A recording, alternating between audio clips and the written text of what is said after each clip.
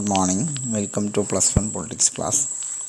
കഴിഞ്ഞ ക്ലാസ്സിൽ നമ്മൾ എക്സിക്യൂട്ടീവ് എന്ന പാഠത്തിലെ കാര്യനിർവഹണ വിഭാഗം എന്ന പാഠത്തിലെ എന്താണ് എക്സിക്യൂട്ടീവ് എന്നും വ്യത്യസ്ത തരത്തിലുള്ള എക്സിക്യൂട്ടീവുകൾ, parliamentary form of executive, presidential ഭരണരീതി, സെമി പ്രസിഡൻഷ്യൽ രീതി, അതോടൊപ്പം തന്നെ യൂണിയൻ എക്സിക്യൂട്ടീവ് ഇൻ ഇന്ത്യയിലെ കേന്ദ്ര എക്സിക്യൂട്ടീവ്, അതിനകത്ത് രാഷ്ട്രപതിയെക്കുറിച്ചാണ് നമ്മൾ പറഞ്ഞു വന്നത്.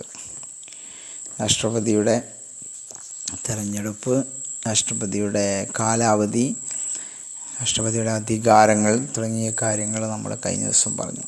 അതിൽ പ്രധാനമായും വിവേചനാധികാരത്തെക്കുറിച്ചും പറഞ്ഞു. ഇനി നമുക്ക് പറയാനുള്ളത് role and position of the president, അഥവാ പ്രസിഡൻറ്റിൻ്റെ സ്ഥാനവും പദവിയും എന്നുള്ളതാണ്. ബ്രിട്ടീഷ് മാതൃകയിലുള്ള പാർലമെൻ്ററി ഭരണകൂടമാണ് ഇന്ത്യൻ ഭരണഘടന വിഭാവനം ചെയ്യുന്നത്. പാർലമെൻറ്റിനോട് കൂട്ടുത്തരവാദിത്തമുള്ള മന്ത്രിസഭയായിരിക്കണം കേന്ദ്രത്തിൻ്റെ യഥാർത്ഥ അധികാരം വിനിയോഗിക്കേണ്ടത് എന്നാണ് ഭരണഘടന നിർദ്ദേശിക്കുന്നത്. അദ്ദേഹം രാഷ്ട്രത്തിൻ്റെ തലവനാണ്, സർക്കാരിൻ്റെ തലവനല്ല. അദ്ദേഹം രാഷ്ട്രത്തെ പ്രതിനിധാനം ചെയ്യുന്നു, പക്ഷേ രാഷ്ട്രത്തെ ഭരിക്കുന്നില്ല. പ്രസിഡന്റ് രാഷ്ട്രത്തിൻ്റെ പ്രതീകമാണ്. മന്ത്രിമാരുടെ ഉപദേശം കേൾക്കാൻ അദ്ദേഹം ബാധ്യസ്ഥനാണ്. ആ ഉപദേശം അനുസരിക്കാതെയോ അതിന് വിരുദ്ധമായോ പ്രവർത്തിക്കുവാൻ അദ്ദേഹത്തിന് അധികാരമില്ല. കേന്ദ്രത്തിൻ്റെ എക്സിക്യൂട്ടീവ് അധികാരം പ്രസിഡന്റിൽ നിക്ഷിപ്തമാണെന്നും അദ്ദേഹം ഭരണഘടനയ്ക്കനുസരിച്ച് അത് പ്രയോഗിക്കേണ്ടതാണെന്നും ഭരണഘടന അനുശാസിക്കുന്നു. ആർട്ടിക്കിൾ 74 പ്രകാരം പ്രധാനമന്ത്രിയുടെ അധ്യക്ഷതയിൽ പ്രസിഡന്റിനെ സഹായിക്കുന്നതിനും ഉപദേശിക്കുന്നതിനുമായി ഒരു മന്ത്രിസഭ ഉണ്ടായിരിക്കണം. ആ ഉപദേശങ്ങൾക്കനുസരിച്ചായിരിക്കണം പ്രസിഡന്റ് പ്രവർത്തിക്കേണ്ടത്. അതേ വകുപ്പിൽ തന്നെ അത്തരം ഉപദേശങ്ങൾ പുനഃപരിശോധിക്കണമെന്ന് പ്രധാനമന്ത്രിയോട് ആവശ്യപ്പെടുന്നതിനുള്ള അധികാരം പ്രസിഡന്റിനുണ്ടെന്നും പുനഃപരിശോധനയ്ക്ക് ശേഷം തിരിച്ചു നൽകുന്ന ഉപദേശം അനുസരിച്ച് പ്രവർത്തിക്കുവാൻ പ്രസിഡന്റ് ബാധ്യസ്ഥനാണെന്നും പറയുന്നുണ്ട്. Last class we discussed about executive. What is executive? What are the different forms of executive, like presidential form, parliamentary form and semi-presidential form, and union executive in India, in which we detailed discussed about the President of India. Today we are going to discuss about role and position of the President in India.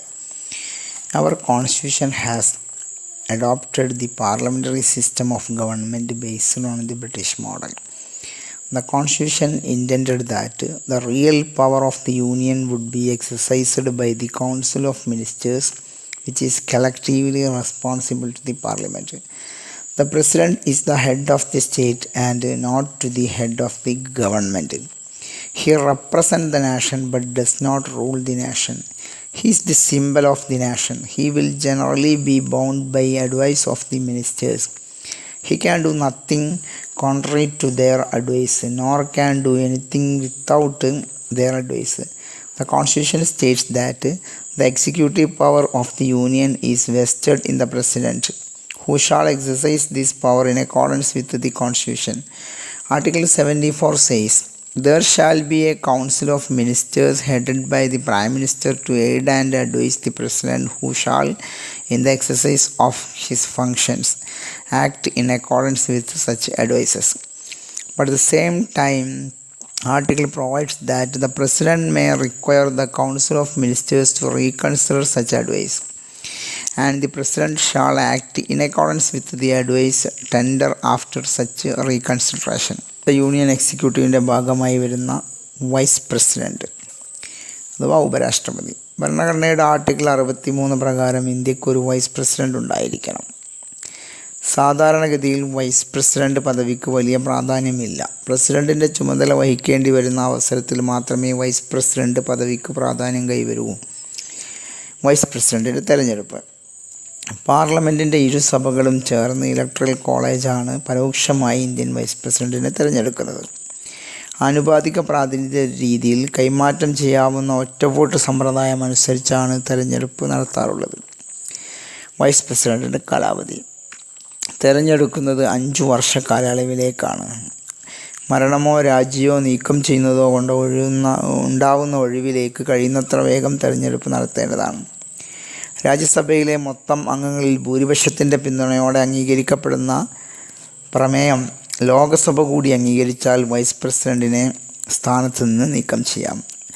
Vice പ്രസിഡന്റിനെ മാറ്റുന്നതിന് പ്രമേയ അവതരണത്തിന് 14 ദിവസത്തെ notice നൽകിയിരിക്കണം. Vice പ്രസിഡന്റിൻ്റെ യോഗ്യതകൾ. Vice president സ്ഥാനാർത്ഥി ഒരു Indian പൗരനായിരിക്കണം. 35 വയസ്സിൽ കുറയാൻ പാടില്ല. കൂടാതെ രാജ്യസഭയിൽ അംഗമാകുന്നതിനുള്ള യോഗ്യതകളൊക്കെ ഉണ്ടായിരിക്കണം. ഇന്ത്യ ഗവൺമെൻറ്റിൻ്റെ കീഴിൽ പ്രതിഫലം പറ്റുന്ന യാതൊരു പദവിയിലുള്ള ആളാകരുത്. ഇനി വൈസ് പ്രസിഡൻറ്റിൻ്റെ ചുമതലകൾ. വൈസ് പ്രസിഡൻറ്റിൻ്റെ പ്രധാന ചുമതലകൾ 2 എണ്ണമാണ്. ഒന്ന്, രാജ്യസഭ ചെയർമാൻ പദവി. രാജ്യസഭയുടെ എക്സ് ഒഫീഷ്യോ ചെയർമാനാണ് വൈസ് പ്രസിഡൻറ്റ്. രാജ്യസഭാ സമ്മേളനത്തിൽ അധ്യക്ഷത വഹിച്ച് നടപടികൾ നിയന്ത്രിക്കുന്നത് വൈസ് പ്രസിഡൻ്റാണ്. വൈസ് പ്രസിഡൻറ്റിന് അനുവാദമില്ലാതെ രാജ്യസഭയിൽ ഒരു ബില്ലോ പ്രമേയമോ അവതരിപ്പിക്കാൻ കഴിയില്ല. അദ്ദേഹത്തെ അഭിസംബോധന ചെയ്തുകൊണ്ടാണ് അംഗങ്ങൾ സംസാരിക്കുന്നത്. അദ്ദേഹമാണ് ഓരോ അംഗത്തെയും സംസാരിക്കാൻ വേണ്ടി ക്ഷണിക്കുന്നതും സമയം അനുവദിക്കുന്നതും. സഭയുടെ ചട്ടങ്ങൾ പാലിക്കുന്നുവെന്ന് ഉറപ്പുവരുത്തേണ്ടതും അംഗങ്ങളുടെ അവകാശങ്ങൾ സംരക്ഷിക്കേണ്ടതും വൈസ് പ്രസിഡൻ്റാണ്. രാജ്യസഭയുടെ ചെയർമാൻ എന്ന രീതിയിലുള്ള വൈസ് പ്രസിഡൻറ്റിൻ്റെ ചുമതലകളാണ് നമ്മളിവിടെ പറഞ്ഞത്. ഇനി രണ്ടാമത്തേത്, പ്രസിഡൻറ്റിൻ്റെ ചുമതല വഹിക്കുക. മരണം, രാജി, ഇംപീച്ച്മെൻറ്റ് എന്നീ കാരണങ്ങളാൽ പ്രസിഡൻറ്റ് പദവിയിൽ എപ്പോഴെങ്കിലും ഒഴിവ് വന്നാൽ ആ പ്രസിഡൻറ്റിൻ്റെ സ്ഥാനം വഹിക്കേണ്ട ആൾ വൈസ് പ്രസിഡൻ്റാണ്. 6 മാസത്തിനുള്ളിൽ പുതിയ പ്രസിഡൻറ്റിനെ തിരഞ്ഞെടുക്കുന്നത് വരെ വൈസ് പ്രസിഡൻ്റ് ആയിരിക്കും പ്രസിഡൻറ്റ്. അതുപോലെ അസുഖത്താലോ മറ്റേതെങ്കിലും കാരണത്താലോ പ്രസിഡൻറ്റിന് അഭാവം ഉണ്ടാകുമ്പോൾ പ്രസിഡൻറ്റിനായി പ്രവർത്തിക്കേണ്ടത് വൈസ് പ്രസിഡൻ്റാണ്. രാജ്യസഭാ ചെയർമാൻ എന്ന നിലയിലുള്ള ശമ്പളവും അലവൻസുമാണ് വൈസ് പ്രസിഡൻറ്റിന് ലഭിക്കുന്നത്. പ്രസിഡൻ്റായി ചുമതല വഹിക്കുന്ന സമയത്ത് പ്രസിഡൻറ്റിന് ലഭിക്കുന്ന ആനുകൂല്യങ്ങളൊക്കെ വൈസ് പ്രസിഡൻറ്റിന് ലഭിക്കുന്നു. നമ്മുടെ ഇപ്പോഴത്തെ വൈസ് പ്രസിഡൻറ്റ് വെങ്കയ്യ നായിഡുവാണ്. ആദ്യത്തെ ഉപരാഷ്ട്രപതി എസ് രാധാകൃഷ്ണനും നേരത്തെ ഉണ്ടായിരുന്ന വെങ്കയ്യ നായിഡുവിന് മുമ്പുള്ള ഉപരാഷ്ട്രപതി Hameed അൻസാരിയുമാണ്. The Constitution under Article 63 provides that there shall be a Vice President of India. The Vice President's office, relatively speaking, is not much important in normal times.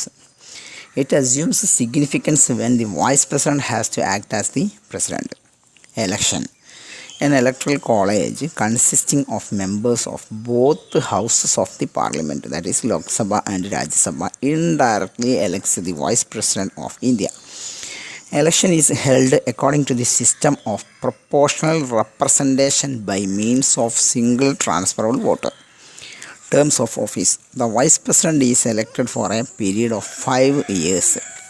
A vacancy caused by death, resignation or removal of the Vice President shall be filled by holding election as soon as possible.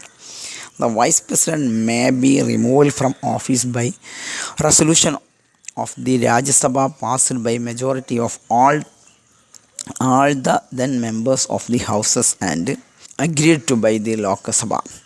The resolution for the removal of the Vice President shall be moved only after giving 14 days notice. Qualification. A candidate for the Vice Presidency must be a citizen of India. He must be not less than 35 years of age. He must possess qualification for election as a member of the Rajya Sabha. He should not hold any office of profit under any government in India. Functions of the Vice President. The following are the functions of the Vice President. First, ex officio chairman of the Rajya Sabha. The Vice President is the ex officio chairman of the Rajya Sabha. He presides over the sitting of the Rajya Sabha and conducts its business. No bill or resolution can be moved without his permission. All members address him and he allocates time for debate. He maintains order in the house and protects the privileges of its members. 2. Second function of the Vice President, acts as the President. The Vice President acts as the President when a vacancy occurs in the office of the Presidency by death, resignation or impeachment of the President. He acts as the President till a new President is elected within 6 months from the occurrence of the vacancy. Similarly, when the president is unable to discharge his functions owing of his absence, illness, or any other reason, the vice president functions as the president. The vice president receives his salary and allowances in his capacity as the chairman of the Rajya Sabha. However, when the vice president acts as the president, he is eligible for the salary and allowances and immunities as applicable to the president. ഇന്നത്തെ പാഠഭാഗവുമായി ബന്ധപ്പെട്ട ചില ചോദ്യങ്ങളാണ്. ഒന്നാമത്തെ ചോദ്യം, write about the role and position of the president. പ്രസിഡൻറ്റിൻ്റെ സ്ഥാനവും പദവിയെയും കുറിച്ച് ഒരു ചെറിയ കുറിപ്പ് തയ്യാറാക്കുക. Write about the role and position of the president. രണ്ടാമത്തെ ചോദ്യം, write about the qualification and elections of the vice president. ഉപരാഷ്ട്രപതിയെ തിരഞ്ഞെടുക്കുന്ന രീതിയും യോഗ്യതയും കുറിച്ച് എഴുതുക. ഉപരാഷ്ട്രപതിയെ തിരഞ്ഞെടുക്കുന്ന രീതിയും അതേപോലെ യോഗ്യതയും കുറിച്ച് എഴുതുക. മൂന്നാമത്തെ question, functions of the vice president. Write about the functions of the vice president. ഉപരാഷ്ട്രപതിയുടെ ധർമ്മങ്ങളെക്കുറിച്ച് എഴുതുക. 3 സിമ്പിളായിട്ടുള്ള ചോദ്യങ്ങളാണ്, ചെറിയ വീഡിയോ ആണ്. എല്ലാവരും ഈ വർക്ക് ചെയ്ത് എനിക്ക് അയച്ചു തരിക. ഒപ്പം തന്നെ ഇതിൻ്റെ കൂടെ ഞാനൊരു സാമ്പിൾ സർവേ ആയിട്ടുള്ള ലിങ്ക് അയക്കുന്നുണ്ട്. അത് ഓപ്പൺ ചെയ്ത് എല്ലാവരും ഫില്ല് ചെയ്ത് അതും സെൻഡ് ചെയ്യാം. Thank you for watching this video. Have A nice day.